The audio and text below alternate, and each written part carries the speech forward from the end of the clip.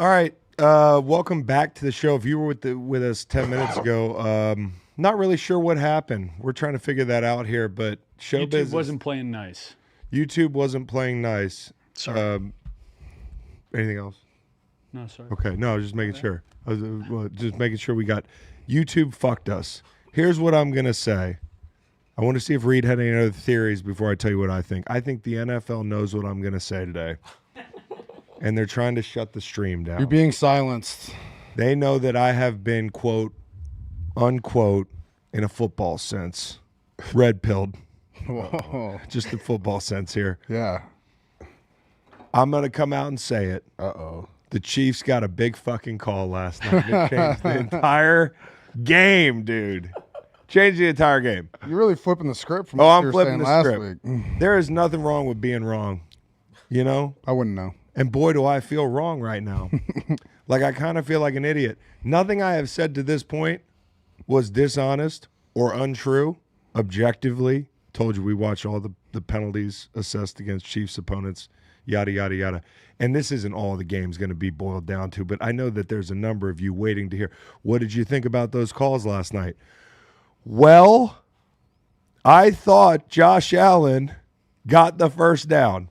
Now, the game might have changed one way or another after that moment, but, you know, it's no foregone conclusion they're going to go down and score.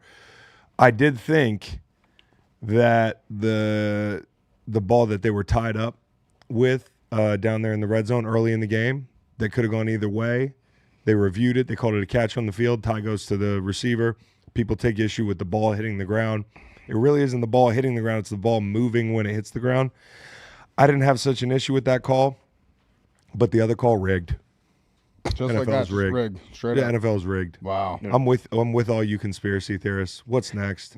So Take me to the next one. I'll do the next. Whatever the next conspiracy theory is, just send it to me. I'll take a good hard look. Like, did we go to the moon? I'm not sure anymore. wow. Wow. We'll check the tape. No, I know we went to the moon.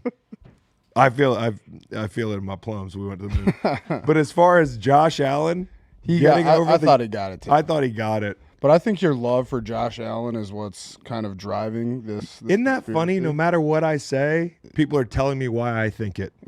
Am I not wrong? Is Sucks it to not? be me. No, I think me having an absorbent amount of money on the Bills probably had something to do with it. But honestly, is there an objective case to be made for him not crossing that white line? I think you got it. I mean, I'm with you. I think your crush on Josh Allen is why you're saying that. I do kind of have a crush on him. He's a fucking dog, dude. And I wanted to win that game. thought he got it too. Gene thought he got it, which I think obviously like complicates the whole thing. And this is what sucks is like, I get it. That's what I say This is Nate's all thing. the time. When they don't agree, it just- irks the fuck out of you. It's one thing if we all are assuming Chiefs a fans are call, tuning out right now. We're gonna give you credit. Don't worry. like if we're all collectively unsure of a call and then the game goes by, it's fine. But when you're watching the game and you think a call is wrong and it goes by and then you hear Gene or the independent referee come in and say, "Yeah, they got that wrong." It boils my blood. I just hate doing the job on a day like today. I hate doing it because now you got to talk about, you know, the call that you saw objectively or the decision that was made, the disparity between, you know, and a lot of you folks in the chat are like, I've been saying this. There were a few calls over this run, like the Osai personal foul, that people had a big problem with, and I was like, hey, tough shit. Tell the guy on the other team not to do dumb shit. It kind of comes down to the last drive when they're driving. Not they needed the help from Milano, but that's a face mask. You know, it's just dumb shit like that. The Chiefs let the other team do the dumb thing. So I am in no way discrediting what they've done to this point. But what I am saying is I was pretty damn confident that we'd see the Clete Blakeman crew, which has not been kind to Patrick Mahomes relative to Josh Allen over this season, and in general, not put themselves in a spot like this. And that's what sucks. What I wanted to see the other night, or last night, feels like the other night, was I wanted to see a game finish where we didn't have to talk about this shit. Because I was on the other side of the argument, and now me just being a real motherfucker am flipping and saying, hey, maybe I was wrong. That's how we do this thing here. Nothing to this point. Even the Bradbury call in the Super Bowl, which I thought was ticky-tack, was a judgment call. And officiating the judgment is not perfect. But when you have a second look at something like that, like a nice long second look at something like that, that's where my antennae kind of go up a little bit. My drunk ass sitting at the birthday bar. Happy birthday 1200 bar. Passyunk Avenue. Shout out to the Happy Birthday Bar. Great spot. What a spot. Great There was spot. at one point in this game, me and Bo were outside. I got kicked out because I tried to smoke a dart in the fucking bar. Saw Which is somebody crazy else doing because it. There was like, another guy smoking a dart. And that's like the kind of bar where you just spark up a dart and no one even bats. Moreover, You know? there was another guy smoking a dart. Yeah. So I get not escorted out. I'm like, yep, sorry, run out. We're outside in the alley. And South Philly's amazing. Like, is it Gino's right down the way or is it Pat's? Both. They're brothers. They're both right there. They're like within, like, you can kind of see one of them. The streets are so tight. It is a one-of-a-kind place. I'm not saying there's no other place with tight streets and cheesesteaks, but it is like, it's a special kind of place. And that was a really cool moment sitting out there, Bo, with you. Yeah. We were both on the Bills watching on my phone, and when Josh threw the touchdown, they beat the corner blitz, I think it was, in the end zone, and hit Samuel to tie the game up. That answer, we were screaming in the street. I was screaming in the street. There were people honking their I have horns. a video of it right here. You have a video of it? I'm gonna send it to the Gen Pop. You actually got a video of that? Yeah. Me and some total It's such stranger. a shitty video. There but are yeah. dudes screaming like 2 blocks away. There's horns honking like Championship Sunday. There's nothing like it. Yeah. And the thing that sucks is, and I want to give all credit to the Chiefs, I have to come in here today, and I'm not backtracking. I don't backtrack. What I do is I say, hey, maybe I was wrong. That's not backtracking. That's just being fucking honest. Yesterday, I do feel like they got one call that mattered. Now, you take that call away, I thought what we had was 2 fantastic fucking teams, 2 fantastic quarterbacks, and I saw a Buffalo defense that once they lost Christian Benford was cooked. You can't run a secondary out like that with the rap injury. You can't lose anybody else. We felt nervous about Cole Bishop. We're always nervous about DeMar Hamlin. Always. Okay? Yep. Rasul's a nice player. But the other guy, Elam, when he comes in the game, I mean, he's shrimp fried rice, dude. Like, it was legitimately one of those situations where everybody in the stadium knew we're going at this guy. And the amount of man coverage that Sean McDermott decided to play, the defense played better in the second half. I thought part of it was they tried to challenge receivers at least a little bit. Like, they were playing off in some situations. But how many picks and fucking crossers and stacks and bunches? I mean, this is the thing you talk about championship teams. Right. Fundamentals. You talk about the Chiefs, fundamentals, basic shit that you get to from like different looks, but it's all the same type of shit. And it forces you to play with great eyes and great leverage. And if one guy doesn't, they will find you. And that's what happened last night. And I don't want to make it that simple. There were issues like Josh and the Bills not having great calls in short yardage. I mean, I know they reeled off a couple 4th and shorts but it felt like sometimes they were just like, all right, fuck it, let's just do it again. 2-point conversions where I don't care if you're going to do it or not, just have the right play. And some of those plays to me were a little bit limiting. Once you saw that they had a big advantage in stopping the tush push, which is going to be interesting in 2 weeks, it felt like the Bills just were out of sync in those situations, in the gotta have it moments. And listen, the game comes down to a Kincaid drop. It really does. I think we're going to overtime if he catches that football. And, there's some people on the internet who I respect, and I'm not naming names because there's more than one, but they are criticizing Josh Allen for not hitting the orbit motion player on that play in Khalil Shakir, who definitely, I believe, would have been rallied and tackled. He put the ball, albeit a prayer, in Kincaid's hands, and he dropped the ball. And unfortunately, now he's 0-4 in the playoffs against Patrick Mahomes. And I'll say this, as a guy who all year has been banging the drum for the torch, possibly in the next 5 years, to be passed to Josh Allen, It ain't happening yet because that's what happened on the field. That drop worse than Mark Andrews? No. For the No. two-point conversion? No, because the finality of the Mark Andrews drop and the fact that, like, I guess you had 2 sets of downs ultimately to get them off the field. People are forgetting about that. You know, Benford's got to get Pirine down. That's the I love Pirine, but that's the number one guy that I'm like, if he gets the ball in his hands, maybe we can make a play on him. And then, you know, like, obviously the right edge, you know, everything from sprint right option to quarterback keeps to something in the flat. That was a key area of the field for Kansas City all day. And they took advantage of it. And Mahomes used his legs, and they were vintage Chiefs. This was a low possession ball game. Yeah. That's what they do. So I just want to say this. Respect the hell out of the Chiefs. Fucking, they earned it.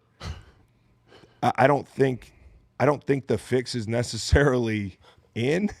No? But I get It felt inevitable, though. I get it. It You know felt what I mean? like that call was God. Buffalo Wild Wings a God, little do bit. we really think the NFL No. and Roger Goodell is No. going to give up the chance for a three-peat and I'm not the going- most popular wedding proposal ever to happen in TV Oh, you history? think that's going to happen in the Super Bowl? Like, yeah. Like, why not? How much you want to bet? I don't know. We could do a little I'll give you side 5 bet. to 1 odds. We'll do a little side bet. Okay, because I can tell this is going to turn into one of those things where you're like, this is fact. They're going to get he's going to propose. No, This I is why. just think it's gonna all roll into to one thing. They're gonna win, and it's gonna be a perfect scenario for the NFL. Roger Goodell, all under Roger Goodell, is gonna have the #1 watch clip ever in history of everything. If it does happen, and I just feel like the NFL is gearing up for it. I'm not biting that cheese, Nate. I'm not biting that cheese I'm not either. biting that I'm not cheese. going all the what I'm doing is, and like people are so fucking crazy. They're so married to takes they wouldn't do what I'm doing today. So excuse me for straining a muscle, patting myself on the back for being real about that call, which drove me crazy last night. Let me ask you and something. not just that, the compounding effect of goddamn, the last week I was up here being like they don't get special treatment. The AI meme of Mahomes and the ref kissing is crazy. That, But I'm not going to go full internet guy. I'm not going to go full chat and be like, yeah, it's because there's a proposal or yada, yada, yada. Like, I don't know why it is. You know, like, I'm not sure. And maybe part of the perfect crime to feed the biggest conspiracy theorists among us would be, hey, put Carl Cheffers, or not, don't put Carl Cheffers on the job, put Clete Blakeman on the job, publish the statistics about the fact that he has not given the Chiefs preferential treatment. It'll be the perfect crime. No one will suspect it. Hey, color conspiracy came true, though. no, it didn't. The logo, Where is Eagles green in the fucking logo? it's green. It's fucking yellow. Can we stop? Just because I'm giving you an inch doesn't mean you should take a mile. It's green and red. The logo. Pull it up. Pull it up. It's not Eagles green. You were making a But case it's for being green the and Commanders red. at one point. Who's the real culprit here, though? You were saying, Chain look, gang? when the Commanders get in, it's yellow. Can we talk Now about it's this, though, Chris? green. Is the chain gang a major issue, too? Like, do we know that they have tracking data? That ain't even close to Eagles green. That's like piss. That's urine. That's my urine this that ain't morning. Eagles green. After I took 14 shots of SoCo and lime. Bro. Saquon and Lime. Saquon and lime. God. I just, bro, and that's an ugly ass logo, by the way. Yeah, I it understand is you got to put bad. some of the fleur de lis shit in there, but like, that's just ugly. Listen, the Chiefs are incredible. I thought getting Connor back really helped, Shamari Connor. And, you know, Buffalo losing, Benford was huge. We already talked about that. But, like, there were moments in this game where there was, like, McDuffie on that late screen on 3rd and 10, which set up a dramatic 4th and 5, or Connor just clipping Josh's ankles at the 40-yard line on that scramble.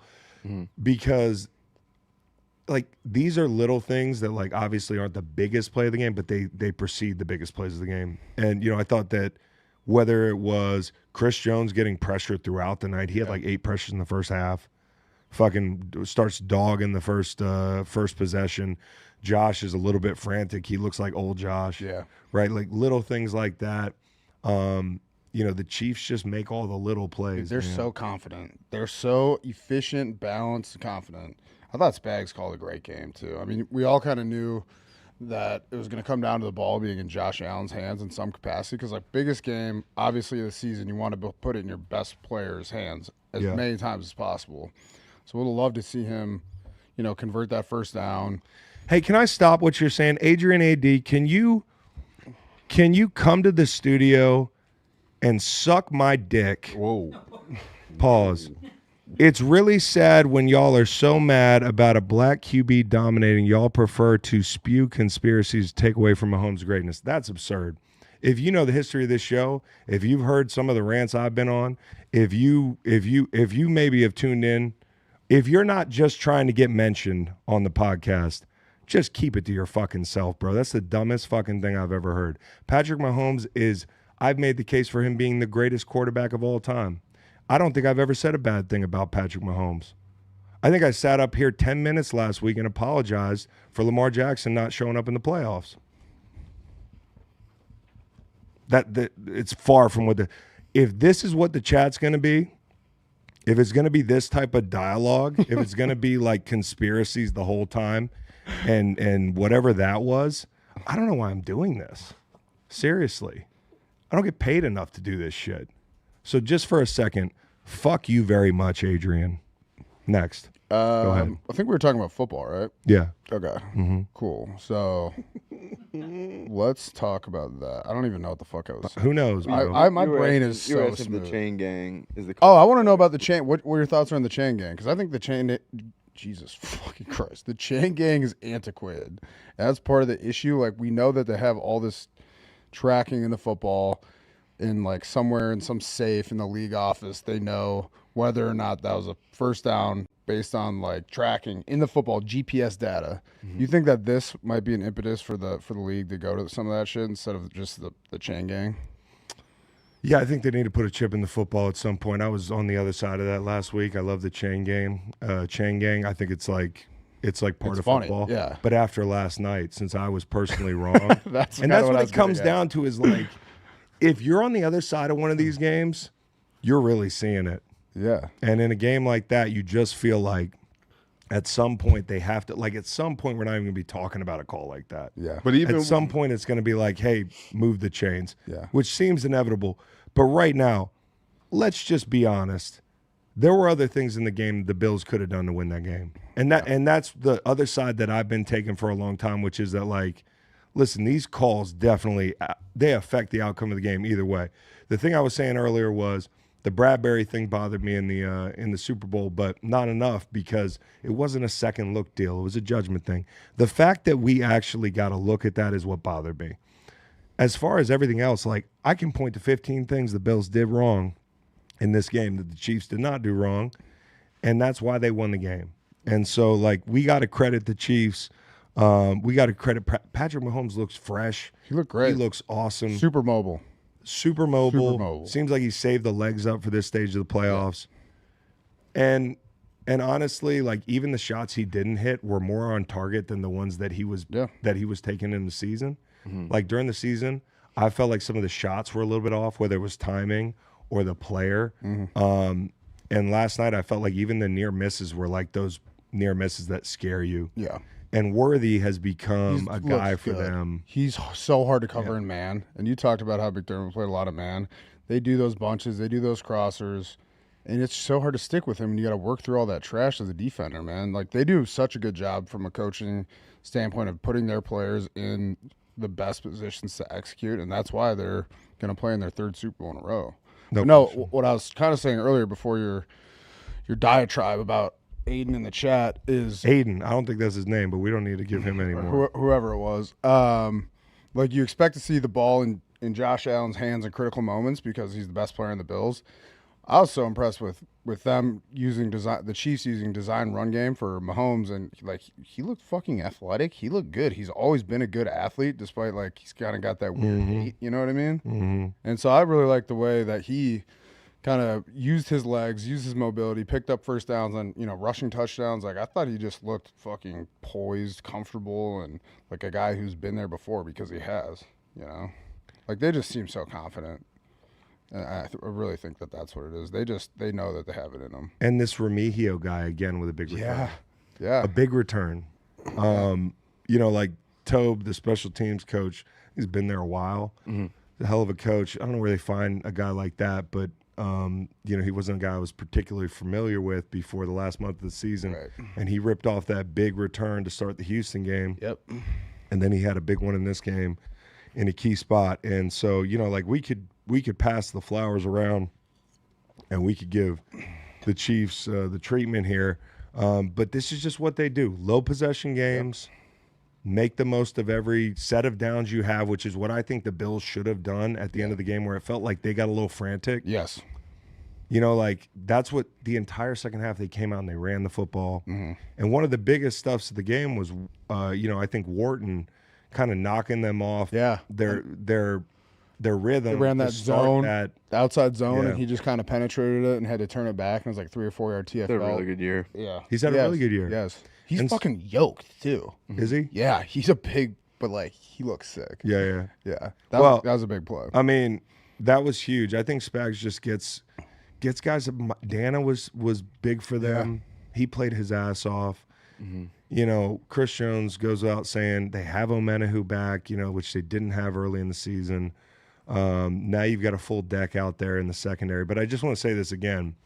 If we're doing the legacy thing, I'm just not going to bite on anything other than Patrick Mahomes is like God and all these other guys are just not quite good enough to beat him. It's just Josh Allen's not a choke artist. The Bills aren't a terrible team. They made some questionable decisions yesterday, but that team was very good. I just think it boils down to the Chiefs are confident. They've been there before. They have a great vet team with really good coaching and good leadership. And they've had home playoff games, and they know exactly what they're doing. They have such a great identity. No question. Bro, this is the most points they've scored all season. I know. It's crazy. That's the thing. It's a slow game. Before the game, I thought a shootout would favor the Bills. And in some ways, it kind of did. But in other ways, I felt like the Chiefs passing game, since they got Hollywood Brown back, they're back to being able to just – They started and Juju the game, played good too. They got a lot out of some of their guys. But they started the game just freezing backers and just throwing darts behind them, and it was like they had those guys in a blender from the beginning of the game, and then when Benford went down, it's just too much. So now they're winning shootouts, which I think they might have to playing the Eagles, because I think the Eagles can run the ball on them. I do too.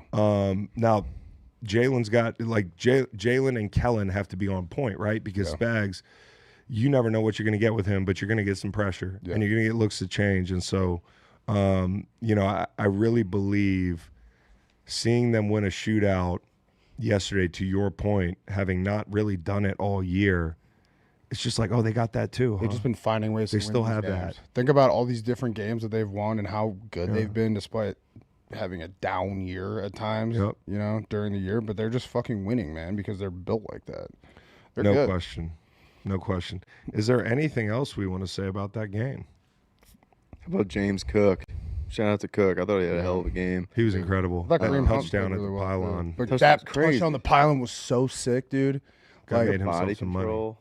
just barely, Unbelievable. this was play. such a great game, too. But the Bills, man, the Bills, okay, you're talking big picture. The Bills, if you're a Bills fan and you want to be, you want to feel good about next year, is think about what people said this year was supposed to be.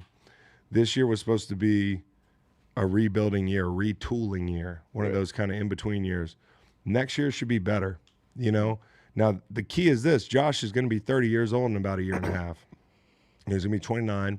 Yeah. Doesn't show any signs of slowing down. I thought he was spectacular this year.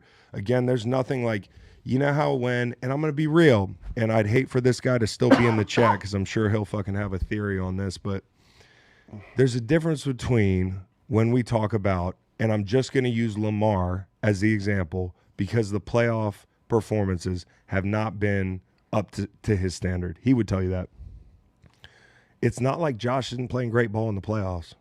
Right. The other guy's just that good. Yeah. And the other team's that good. The one thing I'll say is this.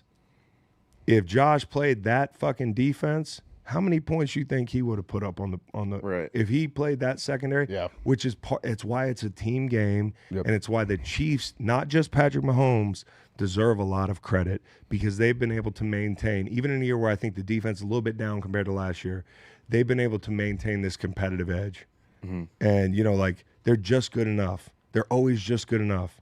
Like you look at this defense, and it's like we're gonna get ready to talk about the Eagles and the Chiefs. We did this yesterday with the Commanders. How many players on the Commanders would you pick over Eagles players? Go position by position.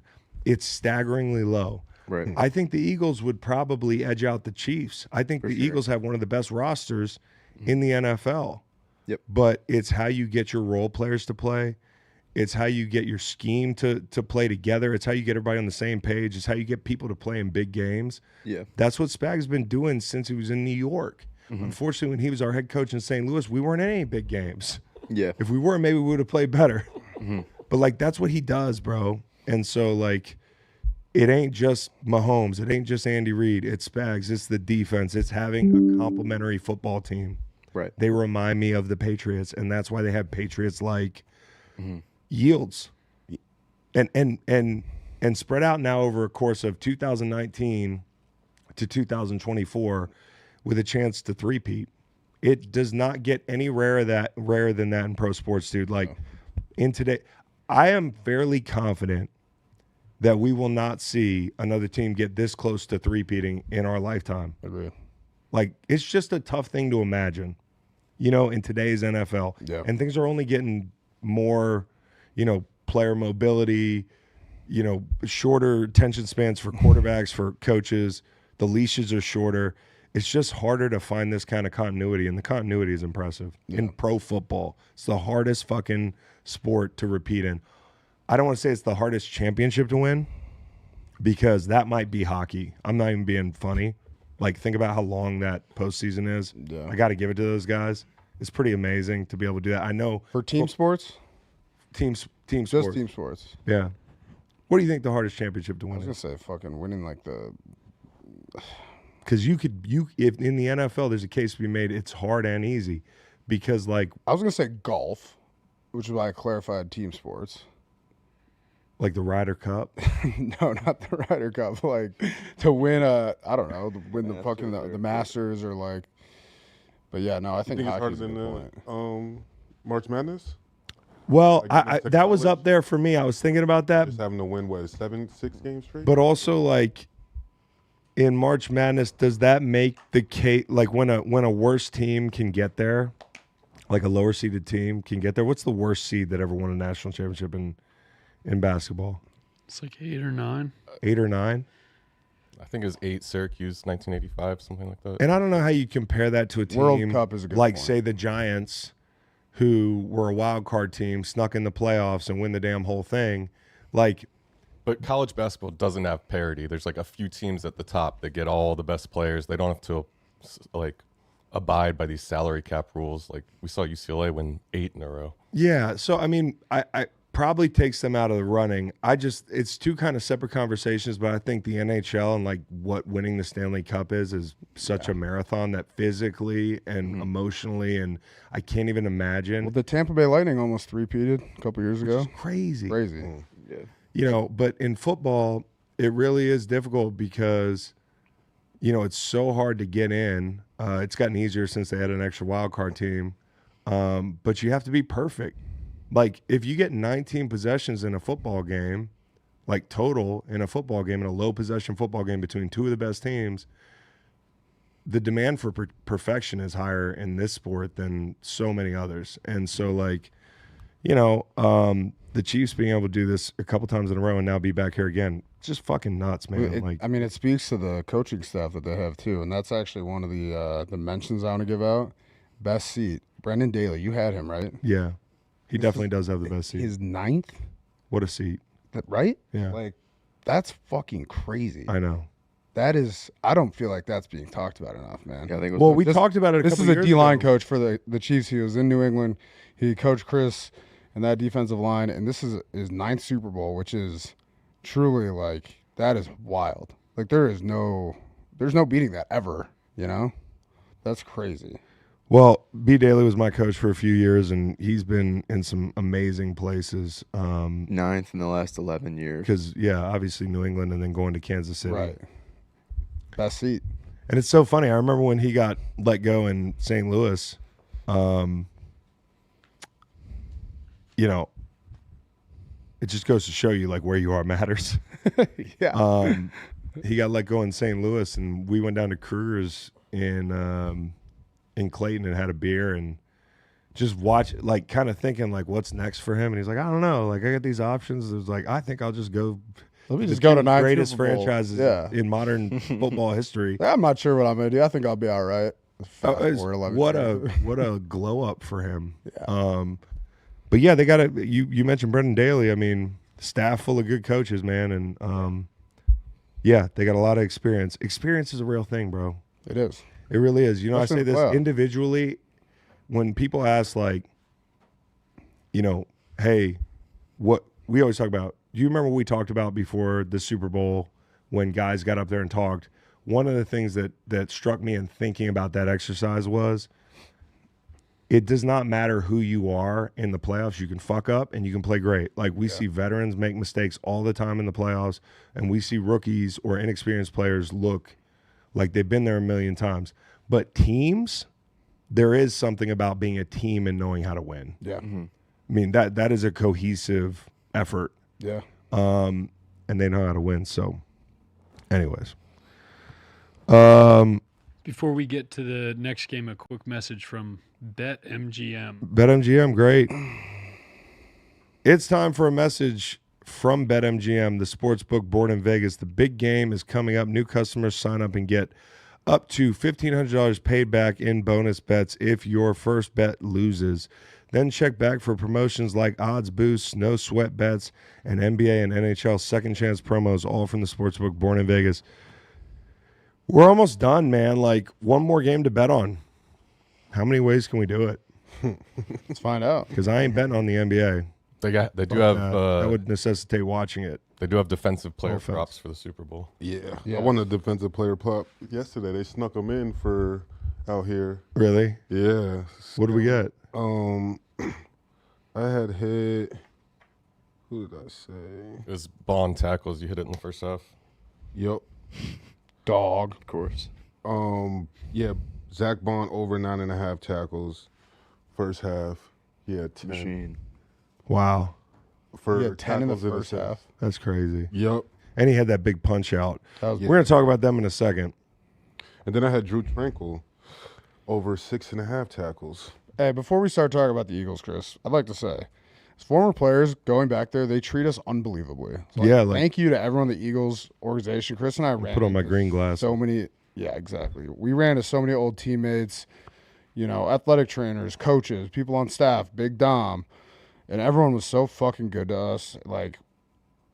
We truly appreciate it. We had a really fucking good time. No, it was awesome. going back. Yeah, like, we feel super undeserving. We'll be down there, like, after the game, hanging out, and I'm like, what the fuck are we doing here? And you know what's funny? Well, Chris does that, and then I just do whatever. Yeah, he does. That's pretty well summed It's up. a great dynamic. Maybe Jacksonville will make it this far one day. Well, the whole to go to. yeah. No, but Chris said this to me multiple times yesterday, and I want please tell everyone what you were saying to me. You know what I'm gonna say. Yeah. And I said it to BG too when we walked out of the stadium last night. I gave BG a hug and we were like, man, this is crazy. Back again. Like, just being down here and like being together and like, you see Nick on the field and we're doing the fight song and like you're kind of like, what am I doing here? Yeah. And then you realize just all the things that have to happen right for you to be treated this way.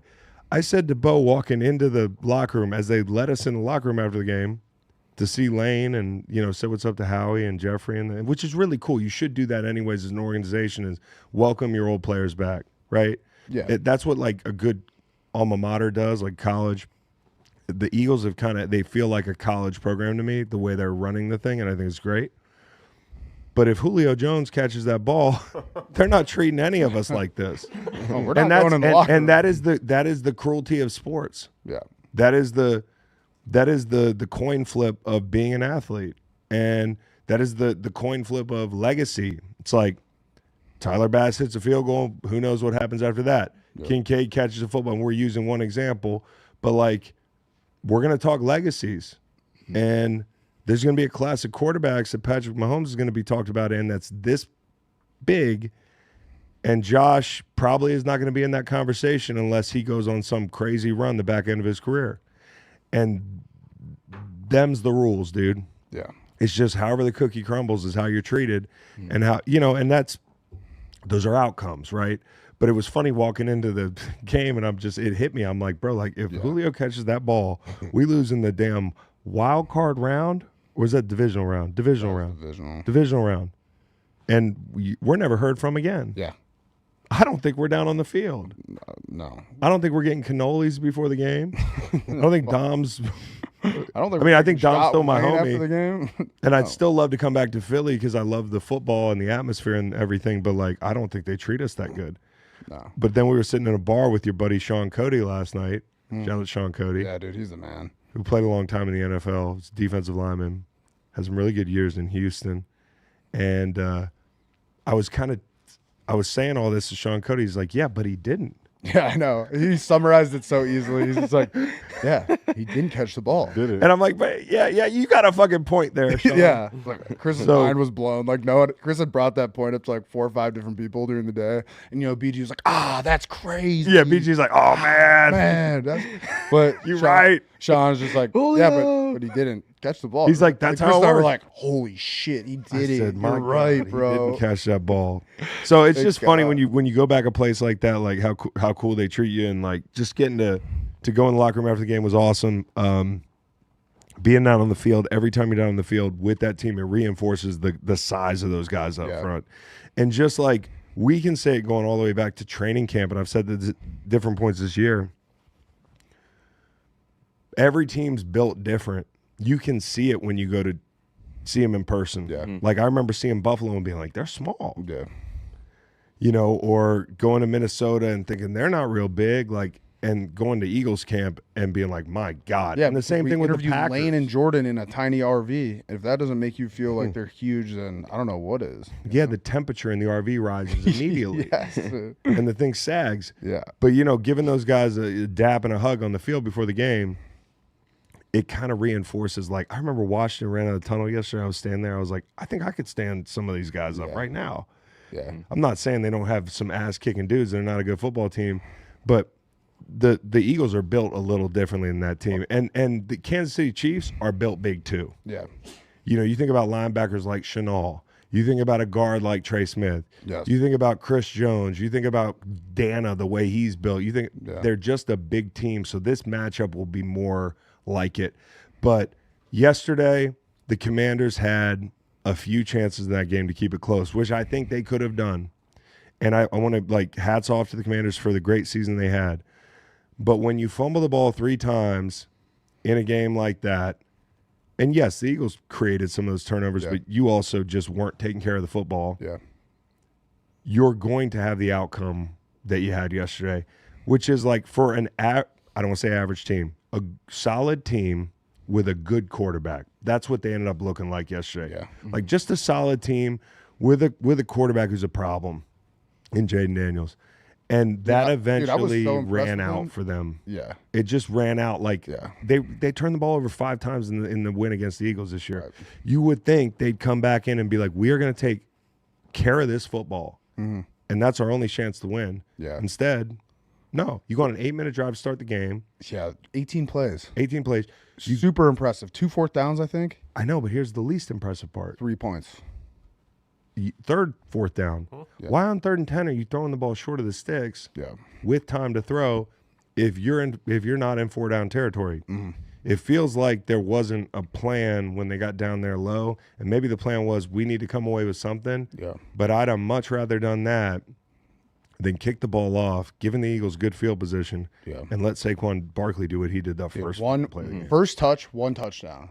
That's incredible. And the link, the atmosphere when Saquon took off like that, it was at that point I was like, oh fuck, like we got something here. It was awesome. That was also disgusting tackling. Dude, it was bad. It was bad tackling, but he's also it's just like one of the biggest games of your life. And it's just like that's how you start the game. It's just multiple tackling was people on terrible. it. Yeah, It's no just comment. bad. Yeah. It's just bad. Yeah, that's a great play by Saquon, but that's a normal play that should have been That's made. not a Whether it normal was going to play. be That's the 10 MVP, yards. dude.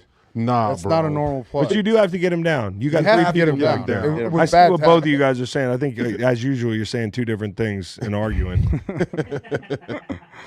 I'm just saying it was bad tackling, but let's not forget that this is the best player in the NFL right now. He is, and it feels like destiny. It feels like every time he does something, it feels like you're just like, this is supposed to happen. Yeah. It's almost like everybody, he scored the first fucking play. How movie script is this? Mm-hmm. And that's the kind of scripted you can't script. The player has to do it. Yeah. And, like coming out, checking into that play, they checked into it, right? And they end up motioning Smitty, and then you had Lattimore go with him. It turns into a pin pull situation with A.J. Brown blocking down on Fowler. Oh, yeah. That's why you don't spin out of a down block as an edge player, got not the to get linebacker caught granular, up. because he knocked Bobby Wagner off and he crossed too soon. Like when you get a down block like that and you're the edge player, you have to, and different teams play it different ways. Maybe they give him the ability to spin out, but I don't like that because of what you saw, because then it's 2-on-2 on the edge. Yeah. And if we've learned anything watching Saquon in this team, like he's the most dangerous guy in the league as far as killing you in one play. Yeah. And he's also the guy that you have to commit the most bodies to stop with this offensive line. So he puts you in a real conundrum. Yep.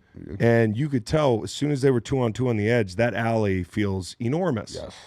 And the tackling was terrible. Tackling was bad. So, I mean, they had a ton of chances, and, here they are. But, I want to say this is the thing that we were talking about yesterday after the game when we were down in the locker room. And I said this to, Howie. I was like, bro, 3 times in X amount of years with 3 different teams, it's not an accident. And if you think about how many real organizations there are organizations in the NFL, there's 32 of them, but not all of them operate like organizations. A lot of them are just businesses that aren't running great. Yeah. Like the Eagles, and maybe not first and foremost, there are other programs. Obviously, the Patriots were one. The Chiefs won. San Francisco seemed to have a way of doing things. Like Pittsburgh has had a way of doing things a long time. The Rams with McVay, maybe? Rams with McVay, when you get a good coach continuity. Yeah. But I'll tell you what, the Eagles have done it with 2 different coaches getting there, now twice for Nick Sirianni, 2 different quarterbacks, multiple different coordinators. Over the last 3 years, their draft picks for the first 3 rounds. I saw this morning. Mitchell, DeJean, Hunt, Carter, Smith, Steen, Sidney Brown, Davis, Juergens, Dean, Smith, Dickerson, Milton Williams. Now, there have been some guys in there that you might wish you could have shuffled around in order and that sort of thing. I think a lot of people are probably a little bit like, hey, Jordan Davis, we don't see the production. He played good. But he plays well and he plays his good role. And you drafted a run stopper in the first round. Yeah. That's the one. Now, all those guys are contributing, man. Yeah. You look at other teams and what they do in the first 3 rounds of drafts. Yeah. There's a lot of misses. Yeah. Right. And yeah, they've had their misses like in the past, and we don't need to go back down that road. But this is a program that they built. And you talk about the guys they're bringing in: Barkley, Bond, Mitchell, DeJean, all new guys, all AP Awards finalists, Yep. as well as Vic Fangio. Yeah. So it's like, and who's punching the ball out in the biggest moment? Shipley Yeah. on special teams and Zach Bond. And I forget who forced the third one. But by the third one, you're just like, hey, this game's over. Yeah. Right. So, No, the talent on the roster is incredible. And we had this conversation briefly, Chris, is like, we were a couple SoCo limes deep looking at each other and be like, is this team more talented than our team when we won the Super Bowl? And I think the general consensus was, yes, this is a more talented football team. I think there's certain position groups in certain areas where we are maybe deeper, but I think they're overall more talented. Did you guys happen to see the Gary Owens tweet? I don't even honestly know who that is. He's a comedian. Comedian? Yeah, white comedian. Yeah, I think I know who he is, actually. He says, so the Eagles have a white cornerback, a white safety, and a white running back. Never thought I would see the day. Look at God. The Eagles have a white quarterback? Corner. I think Oh, I think he's a quarterback. I was like, really? Kenny Pickett did take I was like, in the 2025 racial draft, we're taking Jalen Hurts, who, by the way, is a fucking winner, man. Like that's really what it comes down to. Like, this was one of the biggest games of his career. Like, period. That team's not as good as you.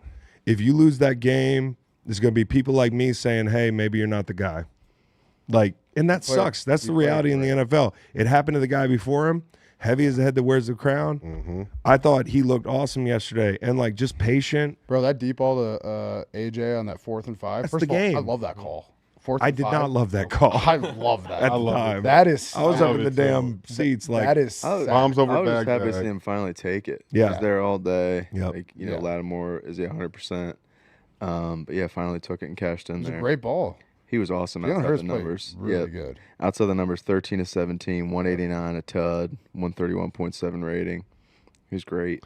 No, but earlier, Chris, you mentioned how this is an organization and they've built a really good roster. The depth on this team is fucking good. Burks had he's my STL Memorial winner, stepping in for Nakobe being injured. We had the stats of him in the playoffs. He had 9 tackles and a sack yesterday. In the playoffs, he has 20 tackles, 11 stops, 2 forced fumbles, and a sack. And this is a guy that was not getting significant burn until injury forced him into playing a lot more, and he's playing great. But you know what else about that? That's great. It's just that I'm a guy. I'm not gonna lie that I didn't know a lot about Burks, but he made me look more into him because he started that game off on special teams, laying the fucking boom and jarring the ball loose in that game. Yeah. And just like you said, as a guy, if you're on special teams and you can find a way to make plays, when someone gets hurt, like, you're gonna be the first person that the team is gonna be thinking about if you're already standing out somewhere else. So for him to get his shot and next man up mentality, step in and play the way you are, that's always a good thing. and again, I'm just looking through my notes. Like, it's 20-12, I think. And the McNichols fumble happens. Mm-hmm. Yeah. And the Sandstro late hit happens. Yeah. It's just like, that was 3rd and 10. Yeah. The Commanders just like, and if you're eulogizing this team, like, they were a great story and they were dangerous. And the quarterback, I think, is really good. He's good. Right? Like, I'm not coming off that take until he plays like shit. Mm-hmm. All right. He's just he's cool, Yeah. And it's funny. I know fans love to argue, and like people that don't want to buy the hype, and they want to say, hey, look what happened to CJ Stroud this year. And it may happen to him next year, but part of what we do is project. We're making projections. This season didn't happen in a vacuum. We realize the context of what he's playing with and who he is. He's a rookie. And so the way he's playing makes us forecast that he's going to be really fucking good.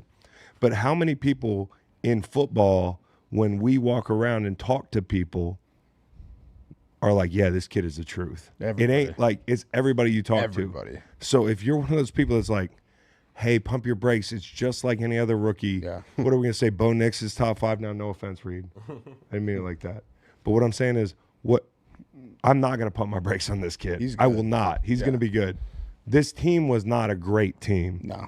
They were a dangerous team, but I'll tell you what, you look back at them throughout the season, we said this, who you become in the playoffs is kind of who you weren't to begin with. Yeah. And a lot of it is not about the strength of your team, it's about the weaknesses. Right. And so weaknesses, what were the weaknesses? Well, they had trouble fitting up inside zone. All season. That continued to be a problem, like stopping the run for them. They were not going to have a chance to cover down on all those guys. That was obvious yesterday.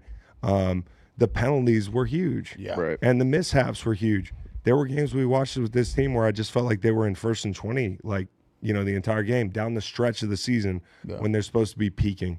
So they played sloppy at different points, and you can't play sloppy in the NFC Championship against a better team like that. It's just you are who we thought you were. We just didn't know you had such a damn good quarterback. Yeah. Yeah. You know what I mean? I think Cliff has done a really good job calling and putting him in good positions too. Like, I love their tempo stuff. They're doing like a lot of really good perimeter screen stuff that actually Quinyon and Cooper did such a good job of like kind of nipping that in the bud. Yeah. It's a huge part of to me, it's more of like their perimeter run game, like how they get the ball out on the edge of a defense like Vicks. Just throw it out there in these quick screens and stuff. And I think there were 2 or 3 times where Quinyon and Cooper kind of blew up them screens immediately. Yeah. And that's great because that's a very comfortable thing for that offense to use to kind of get into a rhythm. But, you know, going back to the Eagles, like the biggest strength of their team for me has been their offensive line. Talked to Stout before the game. I love Stout. I think he's one of the best coaches in the NFL, but I got to give some love to Landon and Cam. Those are some tough motherfuckers. Yeah, STL Memorial. STL Memorial for sure because they were playing physical. They were playing hard. They're injured, fucking grinding it out.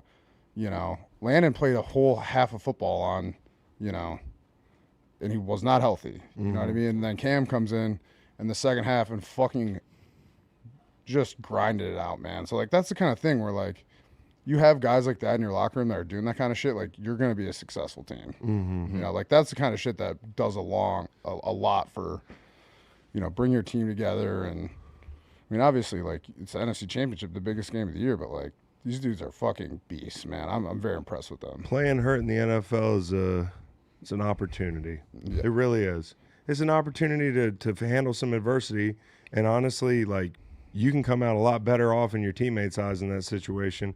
You just can't be a total liability and fuck the game up. And I thought those guys, well, you could tell they were definitely hampered. Yeah. It wasn't the kind of game where you were like, oh, they could ruin the game. Cam had a great block on, I think it was a safety on Jalen's touchdown run. That like He did. That Got a piece of him. looked like Kelce up there, man. He looked really good. And it's like, this is a guy who's been banged up, who didn't start the game, who came in, you know, in an unfortunate injury situation. He's playing his fucking ass off, gritty and tough, makes a key block to spring Jalen on that touchdown. It's like, you gotta love it, man. But it's just, you could tell they're both really banged up. Yes. Like, especially Landon. When Landon's knee was starting to shut down on him, whatever was going on, and we'll find out more. Yeah.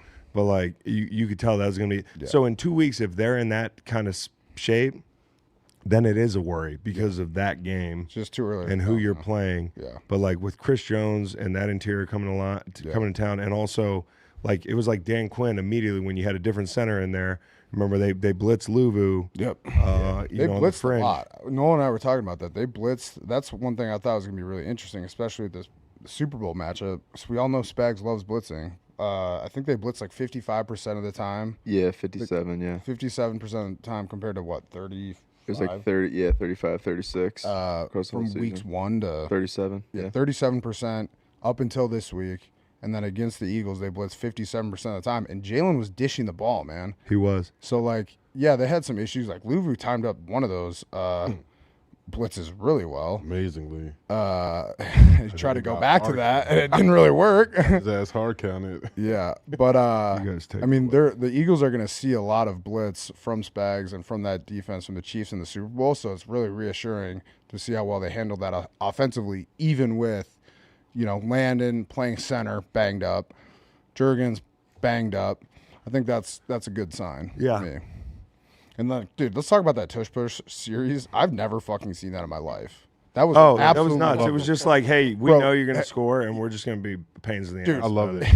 I love that. You like Palpably Because unfair. realistically, like, I like what Sirianni did and the Eagles for them just to be like, fuck it, we're just going to keep running it. Like, if you keep jumping off sides, we're going to keep running it. Yeah. Because I think ultimately they probably assume that, hey, at some point maybe they'll try to run something else and we can maybe force a fumble or them to do something, which realistically it almost happened. Like, he did bobble the ball on one of those, but the fact that the Commanders tried it, and when you get in that situation, the ball can only move so far up. Like, Yeah. when you get it offsides, it's kind of in the defense's favor to try it, but no one knew that after so many times of you doing that someone could be awarded a score. I didn't know that was a thing.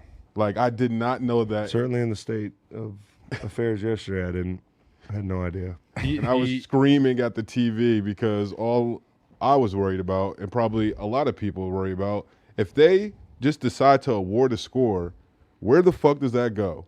For my betting slip, for anything. Like, whose touchdown is it? Does it go to the last person? questions, yeah. It's just like a bat. Like, is it like the last person on the bench I don't know. gets the points, or I don't know. But I think that would have been interesting if they did have to do that, and just to see the trickle down of people and Vegas. I wonder how Vegas it probably is to their favor, but I just wonder how that would have worked out. Aiden had a great point. You need that refs anytime TD. Right? Exactly.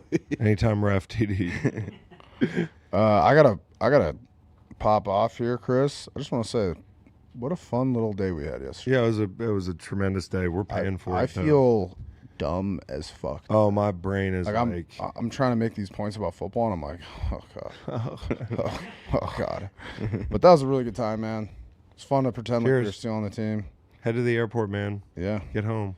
Everyone in the chat, stay golden. We're pretty close to wrapping this thing up, anyways. Just not a lot of games to talk about. Championship Sunday.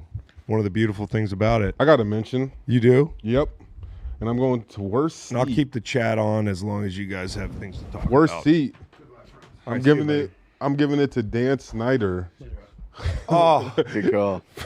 Giving it to Dan Snyder, and just the thought of him sitting this year. Maybe I don't even know like what his feeling was having to sell a team after like the way he had to sell it, but to sit through this entire season and maybe think, hey, forget that franchise, they're going to be trash, and watch them make it this far. And then just on the business wise, whether you could have probably, if you waited one more year, just the evaluation of the team today versus whenever he sold it, like he's probably sitting there. And then there's a story coming out saying that he's hated the success of the course Commanders. he hates the success of the Commanders. So it's just on top of it. Even though their of course. season's over, I just couldn't imagine him sitting. And I mean, close second obviously is always going to be Mara in that whole clip.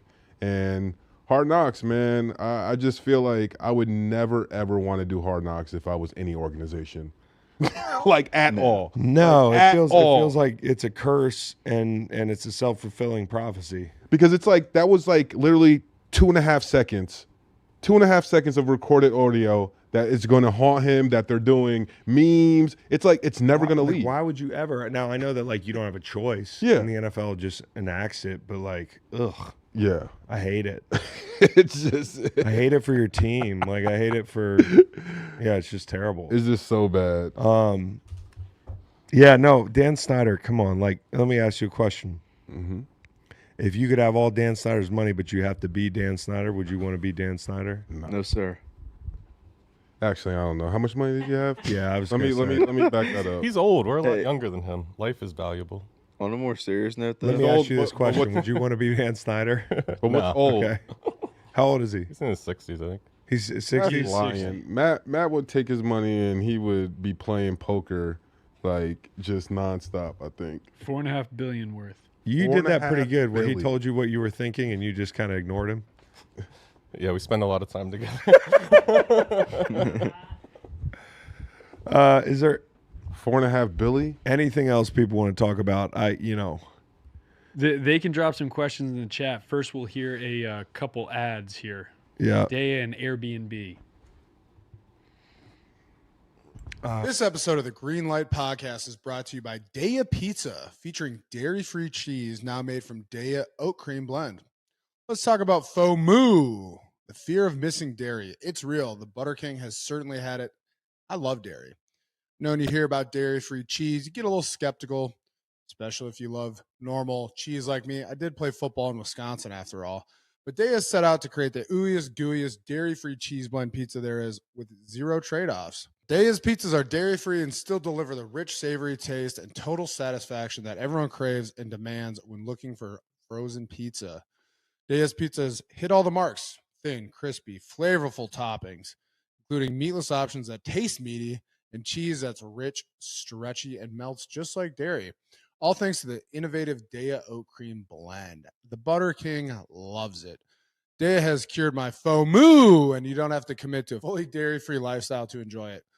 Make your next pizza night FOMO-free with Daya. To learn more about Daya, please visit www.dayafoods.com. Also, check them out on socials, Instagram and TikTok, or visit any major retailer across the U.S., including Whole Foods, Kroger, and Walmart. FOMO be gone. You know, my family and I, we like to go out west and travel in the summer sometimes, and we've gone to Montana for long stretches. And when we go out there, you know, it can be expensive to travel. You got 3 kids, you're lugging them across the country, the plane tickets add up. When you're gone, you know, you can be double dipping. You can be enjoying your vacation and making money at home. Passive income, my favorite kind of income. Your house might be worth more than you think it is with Airbnb. Find out more at airbnb.com/host. The nerve. It's just some of the shit we're talking about while ad reads are going on. Oh, man. I just want to say this. Saw an accusation that I was high in the chat. My eyes are just really red because I've slept like 4 hours. And I have a rule today that I'm drinking every water I see. If I see a water, I drink it. Like I was taking waters from Water all over that boys. hotel on my way out. Huh? So, Water Boys. Oh, yeah, the Water Boys. Shout out to the Water Boys. So, yeah, what do you guys want to talk about? Finish the show. Spencer in the chat asked a That is a good great question. question. If Philly wins the Super Bowl, does Saquon go down on the Mount Rushmore of Philly athletes with Dr. J, AI, Rocky, Saquon? Bro, I don't speak for Philadelphia, Bro, and I'm not going to get into this. listen, I'm But- from Philly, but but Rocky's Rocky's not a real athlete. I mean, That's exactly why I. Is that why you brought that up? Yes. Because he said Devin during the Haney ad. and Rocky and Sylvester Stallone were going at it. And I love Sly Stallone like everybody else. I That had love his him movies. talking about throwing a Cliffhanger. punch. Cliffhanger is an amazing movie. Exactly. Copland. Actor, he's amazing. Isn't he in that one too? Absolutely. Yeah. Okay, First Blood, the whole thing. It ain't just Rocky, as you know. And maybe But he's not he's a movie boxer. that should probably go that He is should go fiction. and show you how great of an actor he is. So he could just stay in that category, but like for him to really be giving like points of boxing, like he was a real I just wanna stick championship to- boxer. yeah. That's kind of absurd. I just want to yeah, can you imagine if like Gary Bertier's actor was like at my practice and like, hey man, this is how you set the edge. You can't even fucking walk, man. What are you doing here? You know? Oh man. Not him, the actor.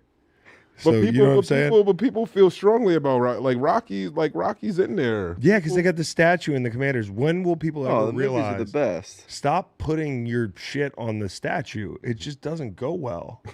Like, and I don't even think the players care. I just think it awakens something in the crowd, you know? But yeah, I don't know who would be, like, I don't speak for Philly, but I think Saquon Barkley would have as much to do with, I mean, think about it. How many Super Bowls can you point to a position player like this being the driving force, especially when he's a new guy? Like, how many NFL free agents have ever, like, Randy Moss changed the game in New England, but they didn't get a ring out of it. Eventually, Reggie White, but not the first year. I don't know. Somebody in the chat probably has an answer for that. Like, and my brain's not firing on all cylinders. It's not usually, but definitely not today. I think a big factor is how the game itself plays out. Like Foles and Doug have that statue. Yeah. It's honoring an iconic moment. Like that the Philly special. Like, Moment. you know, Saquon's been incredible and obviously a major reason. The Eagles Somebody won said the Super Rocky Bowl, is a loser. Well, he did. How lose. is Rocky a loser? He loses in the first movie. Well, I know, but he's not a loser. He's not a loser. Well, he lost. Well, you got to get back up. That's what winners do.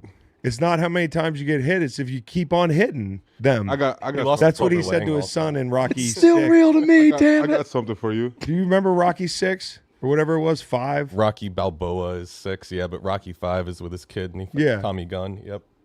Let me. That was a fucked up movie. Yeah. Bro, But I Rocky really IV enjoyed it. Rocky 4 was on Christmas. I watched. I got so fired up. I just went right out for a workout. Yeah, You know, ended it the like Cold gets War. the blood flowing. So yeah. fair Can we get another Rocky movie? fair or Yeah. foul. The Empire State Building changing its color to green, like a new. Why did they do that? Why That was did crazy. they do that? Like, would any building Were in they Philly, hacked? if Oh, the Giants hell ever no. Were they hacked? made it as far, do you think they would ever Dude, like their I couldn't believe Giants that. colors? I couldn't believe that was crazy. It had to be somebody who just had access to the button. And they were just like, But not with the tweet. It has a tweet Inside also. joke. Yeah. I don't believe the person who has access to the button is also running the social media account. It has to be Maybe a they're- calculated thing That's a good together. point. Hey, Like, I got you know a what I question. mean? I got a question. I don't mean it. Christopher Columbus, not Italian. No, he's Italian. He's Italian. He's not Yeah. Spanish, right? The Spanish Empire he was- funded his. he was funded expedition, by but he's Spain. from Italy. Yes. Yeah. Because they got a statue of him down there, right? And everybody thinks of him as Spanish, but he's Italian. But the people that are into the statue know he's Italian. Yeah. It's the same thing with Rocky. Everybody thinks he's a boxer. He's not really a boxer. He's a fictional character. You know what I mean? It's just the statues are a little. Is Sylvester Stallone even Italian? Gotta be. He's got It's not like a Come on. Stallone. I don't know. No, I mean, no. What do you mean? It doesn't have to be. Stallone's definitely Italian. Yeah. At least partially, right? What other statues are there in Philly? Are they all interesting? Well, there's the giant Dr. J mural, which is really cool. We've seen that. Well, yeah, and that's you got cool. a mural. I guess it's a little mural. It's Yeah, you it's have one, about the though. size it should be. Sylvester fire. Stallone's father was an Italian immigrant. Okay. There you go. his middle name is Gardenzio. Exactly, The dude. Joan of Arc statue. That the giveaway. Washington Monument fountain. The Robert Morris statue. But yeah, like Columbus didn't discover America. Leif Erikson did. Yet statue. Rocky, not a real boxer, yet statue. Sure. I've heard these critiques of Philly statues. I think a Saquon statue would be the cleanest, most like, hey, this is Yeah. a fucking Oh, like yeah, that for sure. statue. Nobody would be able to argue with. It's going to be this, right? Too. no one would be able to poke holes in that statue. If That's the Eagles what won the display, damn right? championship. Model human being, model professional. What are you saying about Christopher Columbus? I was speaking of the T-shirt.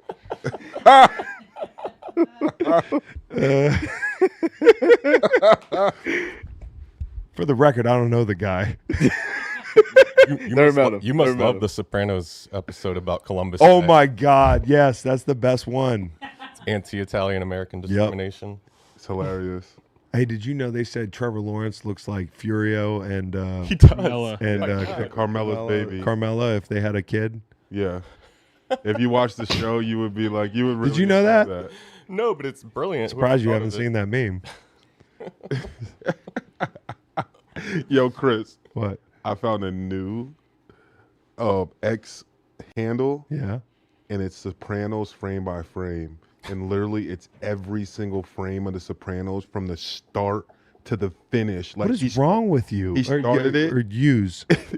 Like, think about how cool that is. Is it? Yeah, it's dope. How long? Like, how for long like- is that thread?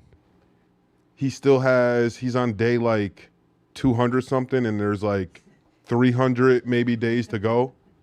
But like as a fan of the show, like That's it's really cool. anticipation. I suppose that's But cool. I say think about, I don't know what's your favorite what's your favorite series? Do you even have a favorite series? Yeah, I would say The Wire is up there. Okay. Breaking Bad was awesome, but I didn't like the way Breaking Bad ended. Okay. Nor did I like the last season of The Wire. You know? Did you know that Randy? Can you imagine if Did you Twitter know was Randy- around You remember when Randy the McNulty kid? was running around under that fucking bridge doing God knows what? or you know what I mean? But the look way we were like found out Daenerys about The Wire. Targaryen has totally lost it.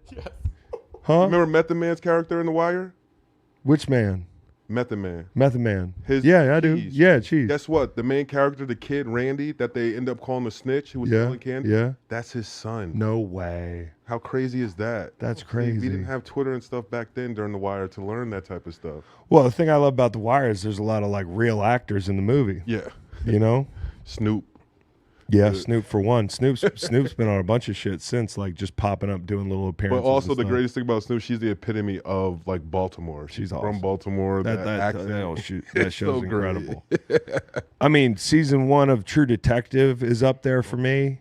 Okay. Alexandra. So Daddario, imagine if very someone good had at an that. account, like even though it sounds cheesy, but if you love a series frame by frame, even though it's crazy for the person who's doing it, like more power to them. Shout out to somebody in the chat for the first time today.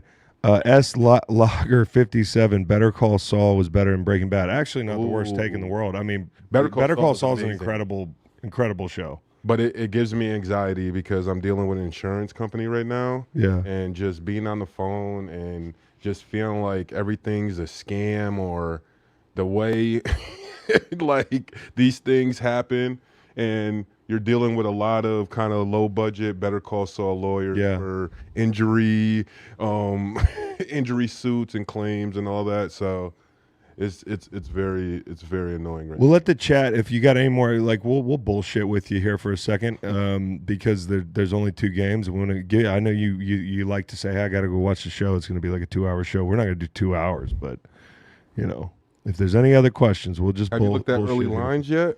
Early lines, I think the Chiefs are favored by what, 1.5? That's right. Yep. And the total was 49.5. It started They got at 3 48.5, touchdowns. moved up. Yeah. And I think that's the way it should be moving. Available in bets as prop bets. Better get it while you can. What do we want to do in New Orleans? Like, what are you really excited about doing? Me? Yeah, Probably eating. probably eating. Yeah, They the was talking food. about a great restaurant last How night. about you? You got a restaurant? I know a fancy pantsy restaurant we could go to. I don't know how Fancy-pantsy. great it is, but I Yeah. think it'd be like cool, like the dude vibes. Go to a nice like Yeah. kind of like Boar's Head style. Yeah. It's called. I'd like to go back to Larry Winter- Flint's Hustler and find my friend's wallet. I think they took it. Yeah, Yeah, I do. it's This is still like there? 15 years ago. I think it's go still back to there? the scene of the crime. What are you excited Question. about doing? Going to see Stapleton Friday night. Hell yeah. There's supposedly Chris Stapleton's doing a show. I can't wait to see that. Co-headlining with Jelly Roll. Can't wait to see Stanford God. Steve. Oh, Jelly Roll. That's your man's. I know Jelly Roll. Yeah, you met Me and Jelly Roll, we go back. Yeah, I know. I was backstage with Jelly Roll. I'm not It even was gonna lie. incredible. That you remember that day? You walked by Shabuzi and he gave you a head nod. Yeah, but we was walking with Jelly Roll. I thought we all was gonna get to go to the back, and we're And then it following just ended behind up being Chris. me. And then Chris was like, "Yo, I'm the only one that could go back here right now." And then like me and Reid, we turned around. We were like, "All right." But y'all still ended up in a dope setup with the No, soundboard. it was But it was one of those things where who am I going to be like, hey, no. I I'm definitely going with understood my it. friend's Jelly Roll.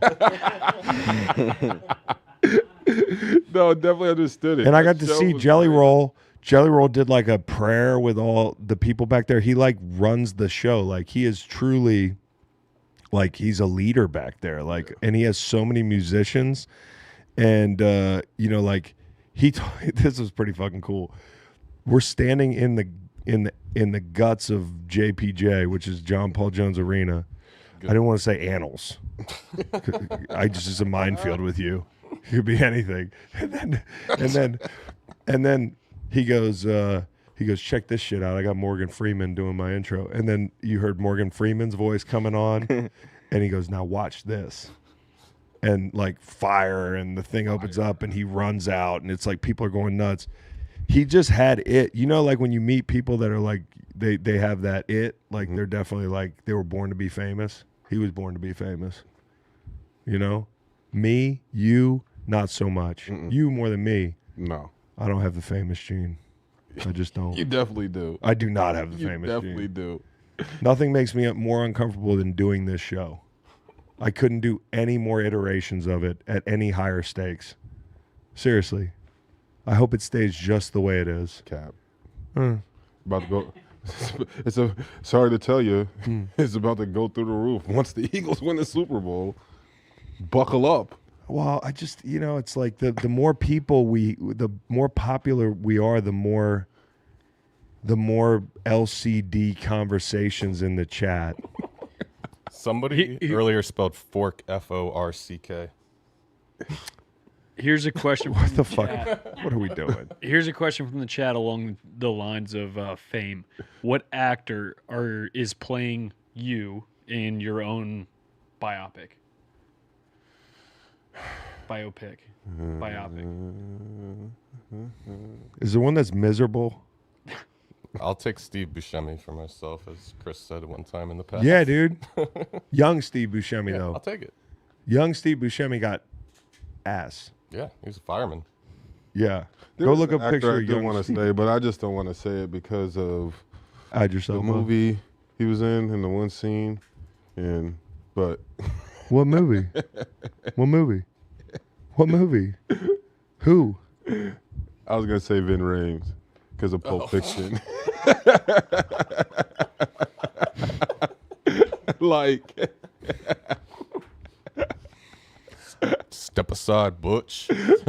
I don't know, man. Maybe the dopey guy from Forgetting Sarah Marshall or something, or you know who I'm talking about? Jason Segel, yeah. Siegel or something like that. You know, just guy can't get out of his own way. You know? or Curtis Jackson. He could play me in a biopic. Yeah? Yeah. 50 Cent? I think so. That was a good question. He's got Matt Eberflus on the screen. I was wondering what you thought about like it's not official, but like Eberflus to Dallas, Saleh to the 49ers. Is Eberflus to Dallas? Sounds like this is the it thing. Seems like He's it's a gonna leading happen. candidate. Yeah. Really? And then also the Saints old coach went to. I think Yeah, Eberflus is a good yeah. D coordinator, man. Yeah. I think one of the biggest things you can do is like when a good coordinator has a disgrace head coaching, and I don't even want to say disgrace because there's a million coaches that have had worse runs than him in Chicago, but it wasn't great. We kind of devalue him, and it's like, why do we have to give him space? To me, Eberflus getting fired, he should be one of the hottest names to be a D coordinator. Yeah. Right. But it's like something happened over the last couple of years because he can't be a head coach of the Bears. Like, get in line. I mean, just look at how successful Spags has been in Kansas City after a head coaching tenure that did not go great. Also, Spags was in New Orleans when they damn near set the record for like the worst defense in the league. And, you know, that should drive home as much as anything that it takes everything. It takes a team. It takes a coach. Again, Brendan Daly, legendary D-line coach now. He's been in a million of these. He was once a St. Louis Rams D-line coach. Yeah. Did he forget to tell us the stuff that he's been telling the other players? It's just a fucking team game, man. It's a team game, man. Men and women in the chat. Another question from the chat. What are your thoughts on dual fandom? This person, Casey Miller, is a Colts fan. So most years I'm fucked, but I'm an Eagles fan to boost my serotonin. Am I a traitor to the Colts? No. Always good to have a side piece. It's good to have a side team. I think it depends upon Probably the the origin same story as concept. well. Huh? Depends upon the origin story as well. Like if you're, I don't think you can just bandwagon hop, but if you got a whole thing where it's like, oh, like, you know, this side of my family was this fan, you know, this fans of this team, and then the other side, I think you can. I think it's an AFC, NFC thing Guys, too. You can shouldn't do have whatever- to be. you You, can can do do whatever you whatever you want. want. It's a free country. You can cheer for winners. It's nothing wrong with cheering for winners. There's nothing wrong with it. Like some people don't like it. You and can other do, people. you can do whatever you want with some guardrails. You can't switch your favorite team. Your side team always has to be your side team. Right. You can switch your favorite team, I guess, and like, hey, listen. The world isn't loyal to you. Why are you loyal to the world? Like, those organizations don't give a shit about you. They do, but like, so who cares? Like, who am I to be like? If I was a Browns fan, like, hey, Browns fans, you should all be allowed to change teams. You should all be allowed to change teams. Something like that. Yeah. Like an organization like that. There's no point in you spending your money. Like it's your loyalty is costing your family. You know what I mean? Like you're just wasting money watching these games, going to the games, buying direct TV. Well, it was direct TV. Now Well, YouTube not really. TV to watch your games and all this shit. You know what I mean? It really is like there's a case to be made that some of these fan bases should be able to switch teams. Who would you grant the power to switch teams in the NFL? Cowboys. No. Like, why not? Because chances are, I would say the commies before this year. I just think they have it coming to them. You know, you gotta bide your time if you're a Cowboy. If you're a Cowboys fan over 50, no chance. If you're like a kid and you're a Cowboys fan, you could probably change teams.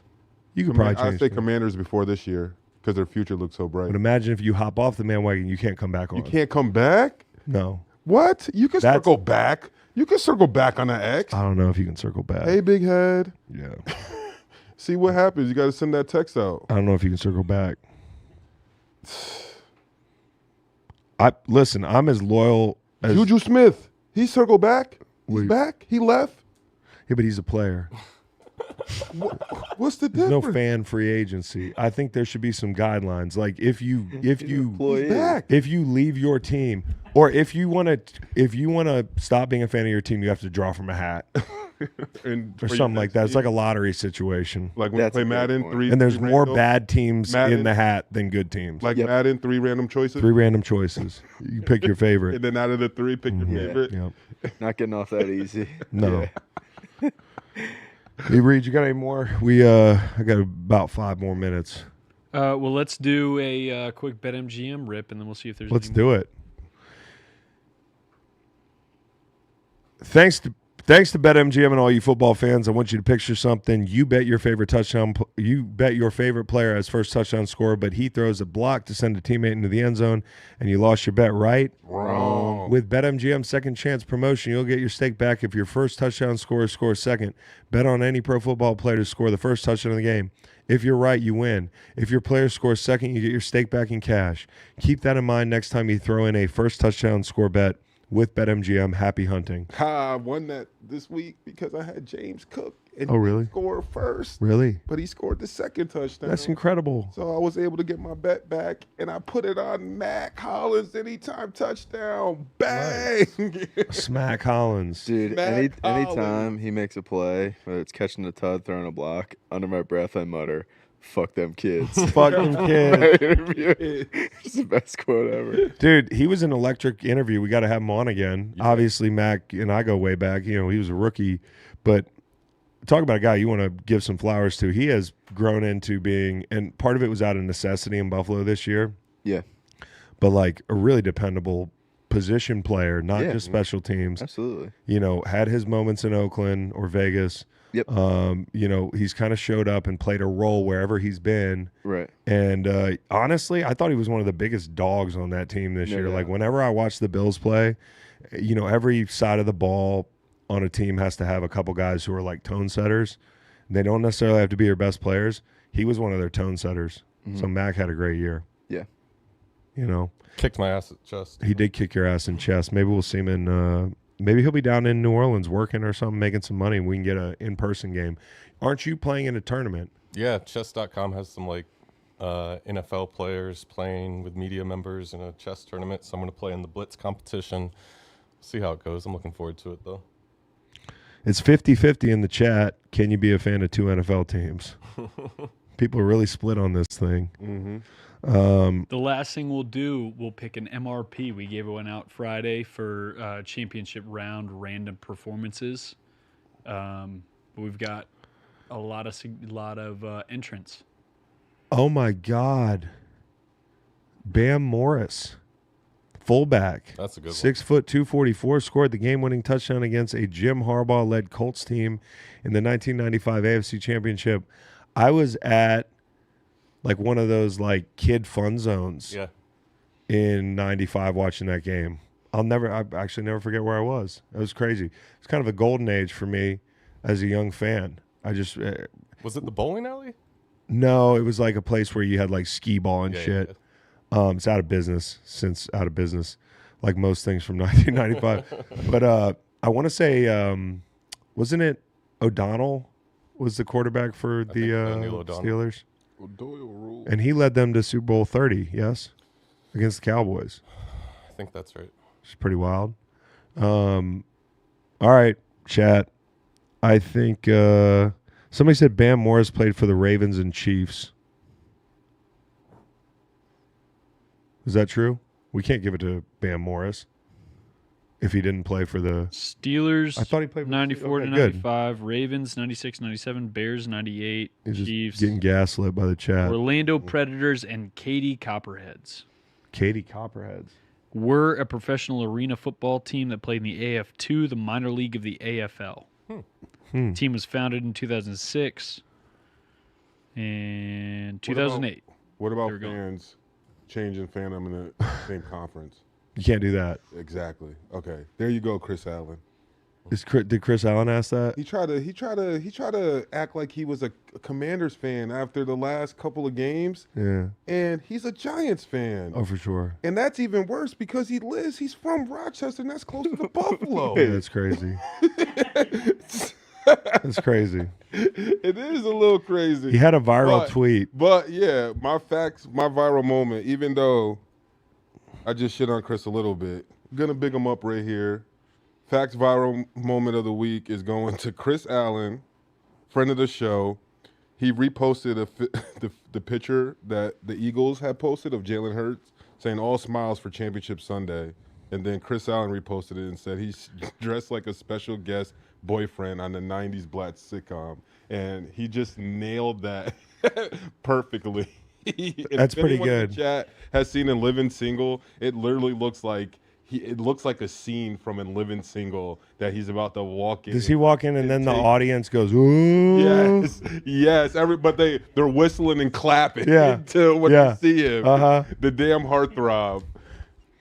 You know what, man? I want to say the guy that that she tells you not to worry about. we parse his performances, and listen, I don't put him in the Mahomes class. I don't put him in the Allen class. I don't put him in the Burrow class. But like, I'm not gonna let that affect the assessment of him as a winner. Oh, winner, yeah.